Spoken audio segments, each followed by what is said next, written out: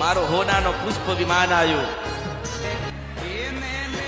અને ભગવો ભેખ હતો થોડો ઊંચો કરીને પાછી રથમાં બેઠી હું મેરડી મારો મારો મારો રથ આવ્યો હું મેરડી બેઠી કાળકા બેઠી અને પછી પુષ્પ વિમાનમાં તારા ઘરે ઉતરું છું મેરડી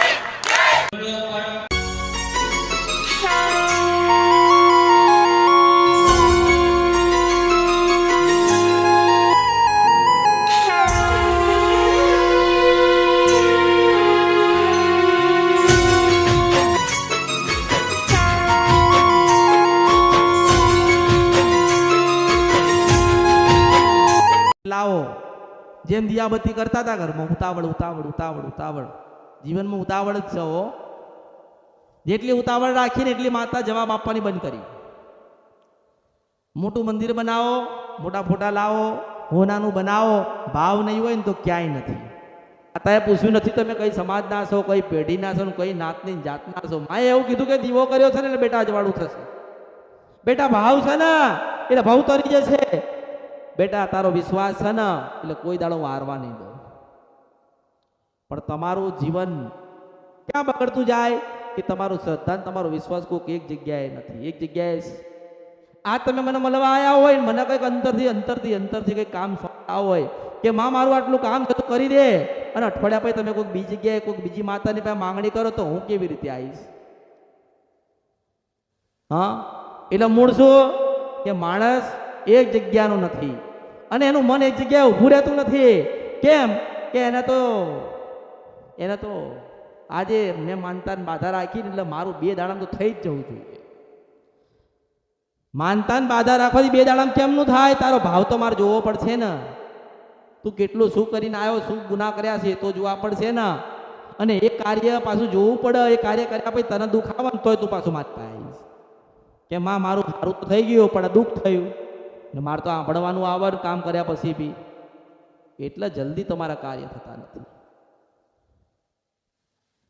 પણ જો જે પૂજા પાઠ કરો, જે દીવા કરો એમાં તમારો ભાવ રાખો.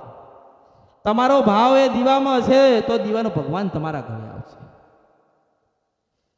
અને તમારા ઘરે જે કોઈ તમારી બેન દીકરી જે કોઈ હોય ને એને તમે રાજી રાખો. કારણ કે તમારી અડધી માતા તો તમારી દીકરી તમારી બેન હોય ને એના હૃદયમાં અડધી માતા હમેલી. હવે તમારી કુળદેવી હોય અને તમારી બેનનું કે તમે તમારા ઘરમાં તમારા કુવાસીનું અપમાન તમારાથી કે તમારા પરિવાર કે તમારી પેઢી કે તમારા ઘરમાં થાય તો એક માતાને તો કહેતી જશે ને. એ માતાને કે માં મારું આવું ખોટું થયું એટલે એ માતા દુઃખ હાલે છે. આજે એવાય ઘર પડ્યા છે, એવાય પરિવાર પડ્યા છે જેને પોતાના માતા મળતી નથી. દુઃખના ડુંગર તૂટ્યા છે, જોવડાઈને થાકી ગયા છે, પણ કોઈ ભૂવો, કોઈ માતા, કોઈ મંદિર, કોઈ શાસ્ત્ર, કોઈ બ્રાહ્મણ કે કોઈ પણ હોય ને નથી બતાવી શકતો કે તમે તમારી કુવાસીનું હૃદય દુબાવ્યું છું ને એને દુઃખી છો. એટલે એવા કાર્ય કરશો ને જેથી કરીને તમે દુઃખી થાવ અને આવનારી પેઢી દુઃખી થાય. તમે જે જગ્યાએ તમે જાઓ ભલે જજો, કંઈક જશો તો કંઈક ભણશો ને. તમે તમારા દીકરા નિશાળે મોકલશો તો ભણશે ને, નહીં મોકલો તો ભણશે. એવી રીતે તમે કોઈક જગ્યાએ જજો, જાણજો, પણ કરતા અને ભણતા 10 વખત વિચાર કરજો. દરેક જગ્યાએ સત્ય નથી અને અસત્ય પાછું થતું નથી. તમારે નક્કી કરવાનું છે કે મારે ક્યાં બેસવાનું. તમારે નક્કી કરવાનું ને, તમારે નક્કી કરવાનું કે મારે ક્યાં બેસવાનું, કોના આશીર્વાદ લેવાનું, કોના પગે લાગવું. તમે જ્યાં ત્યાં માથા મારતા રહેશો તો તમારી માતા તમને કેવી રીતે મળશે? તમારી માતા રાજી કેમ નહીં થશે? પૂરતું જ્ઞાન જ નથી. પહેલા જ્ઞાન લો. એટલે મેં કીધું કે ભુવા બનો એની પહેલા ભક્તિ કરજો. ભક્તિ કર્યા પછી, ભક્તિનું જ્ઞાન લીધા પછી ભગત બનજો ને ભગત બનશો ને તો ભુવા બનવાની ચાહત જતી રહેશે. કારણ કે દેવગતિનું જ્ઞાન જ એટલું હશે તો આજે કોઈ પુસ્તક નથી. આજે જેટલી પુસ્તક બની ને બધી એ તમારી પોતાની લખેલી છે. તમે જોયા ચાંદન સૂરજ, એના ઉપર તમે વાત કરી, પણ કોઈ એવું કીધું નહીં કે ચાંદન સૂરજ છે ને એ કાળકાની મેલડી છે. તમે તો એવું જ સાંભળ્યું ને કે ચાંદન સૂરજ છે, કારણ કે તમે જ પોતે લખ્યું, મનુષ્યએ લખ્યું કે ચાંદન સૂરજ છે, પણ ખરેખર તો આ શિવ શક્તિના બે દીવા ચાલે છે. એક ઓલવાય એટલે એક બીજો ચાલુ થાય છે. આવું જ્ઞાન કોઈની પાસે નથી ને કોઈ દેતું નથી, કારણ કે જે લખેલું હતું ભૂસાઈ ગયું. સાચું ક્યાં? સાચું ક્યાં? હા, માતાજીના ઉપવાસ કરવાથી, માતાજીના વાર કરવાથી શું તમે તમારા ઘરમાં પરિવર્તન થઈ જાય? ના.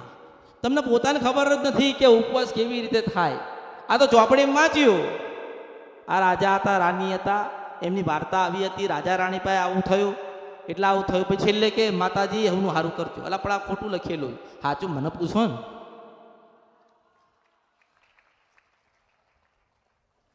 તમે વ્રત કરો છો, વાત બરોબર. વ્રતની વિધિ તો તમને ખબર નથી, એની પૂજા તો તમને ખબર નથી. તમે ઉપવાસ કરો છો તો તમને ખબર હોવી જોઈએ ઉપવાસ એટલે શું. ઉપવાસ એટલે તપ છે. ખરેખરમાં તપ કહેવાય. ઉપવાસ એટલે મોટું તપ. હવે એ તપ કરતા હોય આંખો બંધ કરીને, અને એમાં તમને કોક જગાડે, તમને કોક કઈ અણસાર કરે, તમારી આંખો ખુલી જાય ને. એવી રીતે તમે ઉપવાસ કરો એટલે તમારું પેટ ખાલી હોય, આંતેડા રોતા હોય, કંઈક માગતા હોય ને તમે અંદર ના લો, એટલે પરમાત્માને ખબર પડે કે મારો દીકરો કે દીકરી મારું ભજન કરે છે. આવા તમારી આતેડી અંદરથી કલ્પાન થતી હોય, બહુ ભૂખ લાગી હોય, બહુ તરસ લાગી હોય, ત્યારે પરમાત્મા આપણાઓ. એટલે તપ છે, ઉપવાસ નથી. ઉપવાસ કરો છો તો ખાવ છો શું કરવા? ખવાય ખરી? કદાચ એવું હોય કે ભાઈ ખાવું નથી, પાણી પીશું તો આખો દાડો પાણી પીવ, ખાય નહીં, કોઈને વાતચીત કરવાની નહીં, કોઈને બોલાવવાના નહીં, જેનું ભજન કરો છો એનું જ કરો. ત્યારે પરમાત્માની માતાઓ મારા જેવી બોલતી હોય. આ તો ઉપવાસ કર્યો, આ ઉપવાસ કર્યો અને કોકના ઘરે જાય ને, ઉપવાસ કરીને કોકના ઘરે તો કે હા તો ખવાય. કે ઉપવાસમાં જ ખાવાની વસ્તુ છે કે આ તો? પછી ઘરે આવીને તેમ કે માં મેં તારા 11 ઉપવાસ પૂરા કર્યા હો. કેમ ના પૂરા કર્યા? અહીં તો ભરેલું હતું. એટલે હૃદય ખાલી થઈ ગયા છે અને પેટે ખાલી થઈ ગયા છે. મને જ્ઞાન તો સજ નહીં. અલા મેં 1000 વખત કીધું છે કે તમે ઉપવાસ કરો ને તો એવી રીતે તમે કરો ને કે તમારી માને લાગવું જોઈએ એ મારા દીકરા મારા માટે આટલું બધું કરસ. તમે ખાઈને ઉપવાસ કરો છો એનો ઉપવાસ સમજો છો તમે? એ ઉપવાસ નથી. ઉપવાસ એટલે તપ છે, જે પરમાત્મા માતા સુધીનું મિલન કરાવે માર્ગ છે. પણ માર્ગની અંદર તમને તમારા ભૂલા પાડી દે. હો, પાડે કે નહીં? આ નવરાત્રી ગઈ, લોકોએ ઉપવાસ કર્યા ને તો બહારનું ખાધું કે મેં ઉપવાસ કર્યા. માતા નથી મળવાની બાપા. પાછા કે થોડું ખાધું, એટલે થોડું ખાધું વધારે ખાધો, ઉપવાસ તૂટ્યો. ઉપવાસ તૂટ્યો એટલે માર્ગ તૂટી ગયો. પરમાત્મા અને માતાનું તમારો જે માર્ગ હતો એ માર્ગ તૂટી ગયો. એટલે શું થાય? તમને સતનું જ્ઞાન ના આવે, તમને હારા માર્ગે કોઈ મોકલે ને દેવ તમારા રાજી ના થાય. અને ખરેખર કોઈના ઉપવાસ કરો કે ના કરો, પણ ખરેખરમાં તમારે તમારા કુળદેવીનો ઉપવાસ કરવો જોઈએ. અને દરેકને હું તો કહું છું કે સમય સમયે મને કંઈક પૂછતા રહેજો. મને પૂછવું જોઈએ કે માં અમે શ્રાવણ માતા પૂજીએ છીએ તો અમારી શ્રાવણ માતાને રાજી કરવા માટે પ્રિય વસ્તુ કઈ તારે હું ગોતીને લાવું. કોક મને એવું કહે કે માં અમે ખોડિયાલમાં પૂજીએ છીએ તો અમારે ખોડિયાલમાં રાજી થાય, અને માં એને હવે શું પ્રિય છે તો હું ખોડિયાલને પૂછીને લઈને આવું. પ્રશ્ન તો એવા હોય કે અમે જોગણીને પૂજીએ છીએ તો અમારી જોગણી રાજી થાય, અને માં જોગણીને શું વસ્તુ પ્રિય છે તારે હું પકડીને લાવું કે આ વસ્તુ. પણ ના, તમે જે માર્ગે ચાલો છો એ બીજાના બતાવેલા જ, તમારા પોતાના નથી. મેં હાલ શું કીધું કે જે તમને ભણાવવામાં આવ્યું, અત્યારે તમે ભણો છો ને વાંચો છો, વાર્તા જ કહેવાય ને. આ તમે જે તમે લોકો જે માતાજીના ઉપવાસ કરતા હોય તો એની ચોપડીઓ મળે છે ખબર છે ને? 5 રૂપિયામાં મળે. 5 રૂપિયામાં જ્ઞાન વેચાતું થઈ ગયું. વધુમાં વધુ 15 રૂપિયા લખેલા હોય. હવે એ વિચાર, મને તો એ વિચાર થાય છે કે જે રાજા રાણીનો ઉલ્લેખ કર્યો છે, જે વર્ષો જૂનો ઇતિહાસ અંદર લખ્યો છે, ચલો એ બરોબર છે, પણ તમે જે અંદર લખ્યું છે એ માર્ગ તો કોઈ અપનાવતા નથી. એ રાજા રાણી સત્યના માર્ગે હતા, તમે કોઈ સત્યના માર્ગે નથી, એટલે એમને ભગવાન મળે ને તમને ના મળે. બીજું કે હું તો એવું કહું છું કે તમે ચાંદન સુરત કહેવાનું મૂકી દો. આ તમારી કુળદેવીની તમારી માતાના દીવા છે. આ દીવા છે, તમે સૂર્યદેવના પગે લાગો ને એટલે તમારી કુળદેવીને તમારા સમાચાર પહોંચી જાય.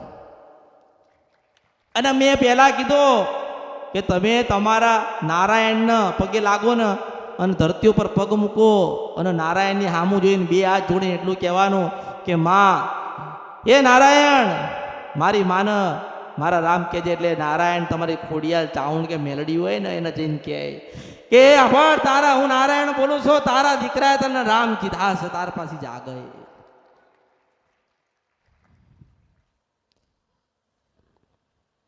પણ ના, તમે જે સમજો છો ને એ ખરેખર નથી, કારણ કે તમને સમજાવવામાં એવું આવ્યું છે.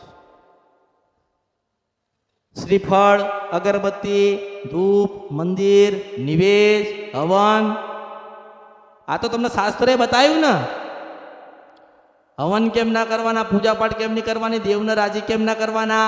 પણ હું એમ કહું છું કે તમે રીત તમે સમજી લીધી, પણ એની કૃપા સુધીને કોઈ ગઈ શક્યું કેમ? તમે તમારા ઘરે લાખ રૂપિયાનો હવન કરો છો તોય તમારી ઉપર એના આશીર્વાદ નથી. એનું કારણ શું? એનું કારણ એક જ છે કે તમે બીજા ઉપર નિર્ભર રહ્યા હતા, તમારા ઉપર નહીં. એટલે લાભ બીજા લઈ ગયા, તમે નહીં. એટલે શું થાય? બીજા સુખી થયા ને તમે દુઃખી થયા. જાતે કરતા શીખો.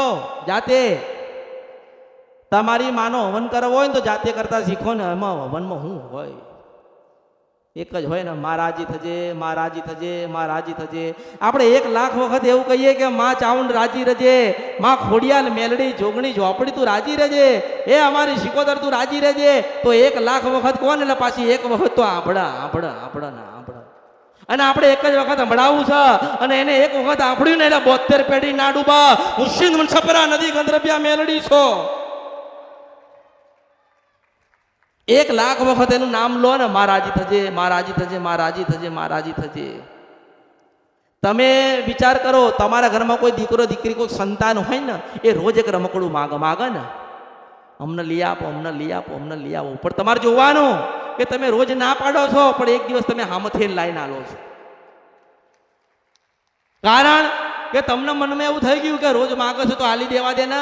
એવી રીતે હું કહું છું કે રોજ માગશો ને અને રોજ એની પાસે પ્રાર્થના કરશો ને તો એક દાડો આવશે હાલવા માટે. પણ તમે શું કરો છો? ઘડીકમાં એવું કહો છો કે હું સારું કરું, ઘડીકમાં તમે એમ કહો છો પેલી સારું કરો, ઘડીકમાં તમે એમ કહો છો કે ચાવણ માતા સારું કરે. સારું કોણ કરવા આવશે? તમને પોતાને કદાચ તમારી જ કુળદેવ પર વિશ્વાસ ના હોય તો અમારા જેવી માતા શું કરશે? મન કે હા, હું અહીંથી દેવ બતાવું, દેવના સમાધાન બતાવું, દેવના નિવેદ બતાવું, પણ તમારો ભાવ જ ના હોય તમારે સારું કેમ થાય? મન કે તોય હું કહું છું કે શ્રદ્ધા ને વિશ્વાસ અને ભાવ ઓછો ના થાય ને તો જાવા રૂપમાં મળવા આવશે. તમને વિશ્વાસ થાય એટલે કહું છો, પણ મૂળ તમારો અંદર વિશ્વાસ હોવો જોઈએ. અને મેં એવું કીધું પાછું કે ચાવણ વાળો હોય ને તો ચાવણ માતાના મંદિરે જજો, ખોડિયાલ વાળો હોય તો ખોડિયાલે જજો, બહુચર વાળો હોય તો શંખલપુર જજો. મેં કીધું મારતા આવજો. મને ખબર છે કે તમે જીવનમાં જે ગોતો છો ને કોઈ આલવાનું નથી અમૃતની મેલડી સિવાય. એટલે જો તમે જેવો ભાવ રાખશો એવું તમારું સારું થશે. તમારો જેટલો વિશ્વાસ મારા પ્રત્યે હશે ને એટલા જબરા કામ થશે. તમારો ભાવ જેટલો નાનો હોય એટલા નાના કામ કરીશ, અધૂરાના અડધા થશે. જો આખાન પૂરા કરવા હોય તો પૂરો શ્રદ્ધાનો ભાવ રાખજો. નડવાવાળી હોય કે કરવાવાળી હોય, સુખ દેનારી હોય કે દુઃખ દેનારી હોય, તમે મારી પાસે આવ્યા છો ને એટલે મને દેખાતું હશે કે શું નડે છે, પણ એને ખબર હશે કે અહીંયા અડ્યા છે ને તો જરૂરથી મારા સુધી મોકલશે. આ તમારો છેડો મારા સુધી અડેલો હશે તો હું તમારો ભેટો તમારી જનેતા પાસે કરાવી દઈશ. બસ તમારા ધીરજ હોવી જોઈએ. અત્યારે 1000 માણસોને પૂછવું હોય ને મારે 2000 ને જવાબ આલવો છે. પણ એમાં મારે કહેવાથી ને તમારા સાંભળવાથી થોડી ન્યાય થઈ જવાના છે. પહેલાં હું તમારા હૃદયમાં ભાવ પેદા કરું છું, ભાવનો જન્મ આલું છું, ભાવનો અંદર જગાડું છું. પછી થશે ને. પહેલાં બીજ રોપવા પડશે ને, પછી પાણી રેડવું પડશે ને, પછી ધીરજ રાખવી પડશે. પછી સમય આવશે ને એટલો એની જાતે કમળ ખીલેલું હશે. તમે કહો જમીને નથી, બીજે નથી, તો કમળ કેમનું ખીલશે? ના ખીલે. તમે જે આશાનો ભાવ રાખીને જે ફરફર કરો છો ને એ કોઈ પૂરું નથી કરવાનું તમારી જનતા વગર. અને દુનિયામાં બધે તમે ફરશો ને, બધે આખી દુનિયામાં, તો છેલ્લે તમને એવું જ થશે મનથી કે હવે ક્યાંય જોવડાવું નથી, આપણે માના દીવા કરીને આપણે બેસી રહેવું છે.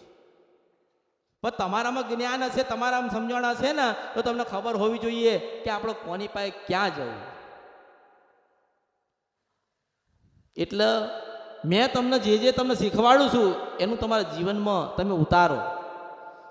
મારે તમને શીખવાડીને કશું લેવું નથી, કંઈક આલવું છે. કારણ કે તમે ભૂલા પડી ગયા. માણસ ભૂલો નથી પડ્યો ને ભૂલો પાડવામાં આવ્યો.